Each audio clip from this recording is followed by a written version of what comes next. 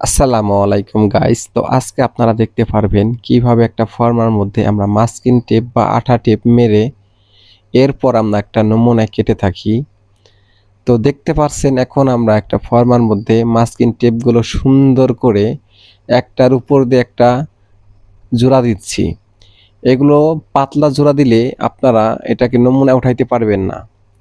তো আমরা এটাকে সুন্দর করে ফর্মার সাথে আঠা মেরে লাগানো হচ্ছে।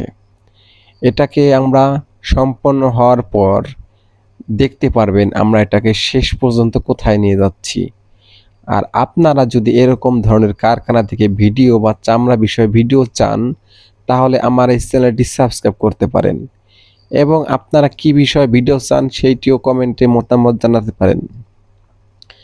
এবং দেখতে পাচ্ছেন এটা আমাদের পড়ায় হয়ে যাচ্ছে, একটু বাকি আছে। এটা এভাবে এক সাইড ফাঁকা থাকবে, এক সাইড সম্পূর্ণ থাকবে। এখন এটাকে সুন্দর করে টেনে দেয়া হচ্ছে। এরপর আমরা এটাকে কাঠার দিয়ে বাড়তি অংশটুকু কেটে দিব।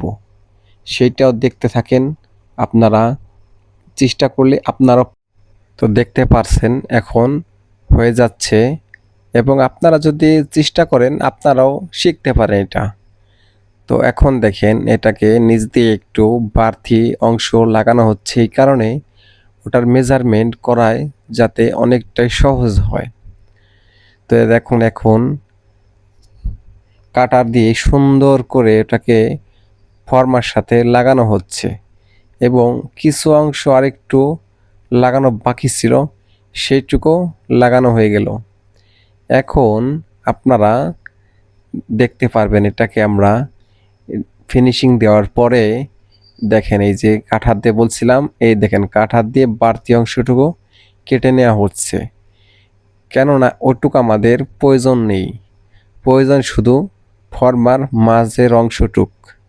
এখন এটাকে ফর্মা দিয়ে কাটার পরে এক কোণার অংশ দিয়ে টান দিলে বাড়তি অংশটুকু চলে যাবে।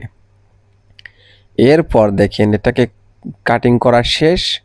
এখন এই যে আমাদের আর্টিস্ট করা হয়ে যাচ্ছে।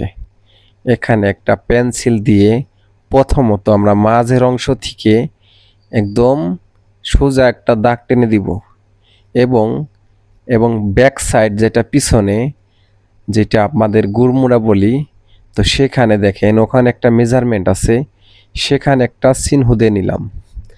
এখন এটাকে পেন্সিল দিয়ে যেই ডিজাইনটা করা হবে সেইটার কিছু অংশ এখানে আইডিয়ার উপরে আর্টিস্ট করা হচ্ছে এবং এরপরে এটাকে একটু মাপ নেওয়া হবে।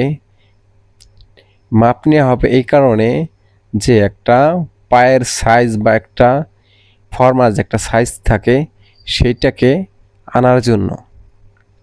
এখন দেখতে পাচ্ছেন এখানে মেপে নেওয়া হচ্ছে, এরপরে ওখানে একটা দাগ দেওয়া হচ্ছে এবং কতটুক মানে আপনার পাটা ভেতরে থাকবে সেটার ব্যালেন্সটা ওখানে নেওয়া হচ্ছে। তো দেখতে পাচ্ছেন ওইটুকু অংশ আপনার পায়ের ভিতরে থাকবে। এখন এটাকে আর্টিস্ট করা হয়ে যাচ্ছে এবং দেখতে পাচ্ছেন কিছুটা শেপ এসে গেছে। এখন এই যে একটা ফর্মার যে কাগার থাকে সেখান দিয়ে দাগ দেওয়া নেওয়া হবে।